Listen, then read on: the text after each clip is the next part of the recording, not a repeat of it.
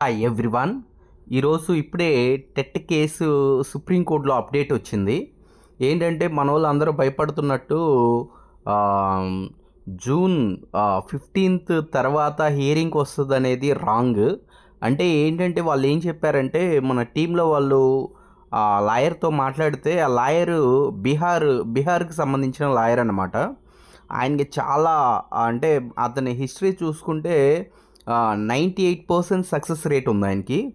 ఆయన చెప్పింది ఏంటంటే మీకు ఈ విషయం కూడా తెలియదా, ఎందుకు మీరు వరి అవుతారు, మీరు జూన్ 15th వరకు అంటే ఏంటంటే మంది లైవ్లో ఉంటుందన్నమాట. అంటే అప్పటి వరకు మంది హియరింగ్ అనేది అప్పటి వరకు వెళ్తుంది. అంటే మధ్య మధ్యలో అంటే ఇప్పుడు మళ్ళీ రేపు వెడ్నెస్డే మనకి గుడ్ న్యూస్ మనం వింటాం, పక్కాగే వింటాం. కాకపోతే ఏంటంటే ఆ రోజు ఒకవేళ పోస్ట్ పోన్ అయితే నెక్స్ట్ డేకి తర్వాత లేకపోతే ఒక 2 డేస్కో హియరింగ్ వస్తుంది తప్ప మన హియరింగ్ డేటు జూలై 15th అయితే కాదు. అది మన అందరం కూడా మనం భ్రమపడుతున్నాం తప్ప అది ఏమి లేదని చెప్పేసి ఆ లాయర్ గారు చెప్పారు. కానీ మీరు అందరు కూడా హోప్ఫుల్గా ఉండండి. మీరు 100% మీకు దాంట్లో న్యాయం ఉంది. ఎందుకంటే ప్రతి సంవత్సరానికి 2 times టెట్ అనేది ఇవ్వాలి, అది రూలు.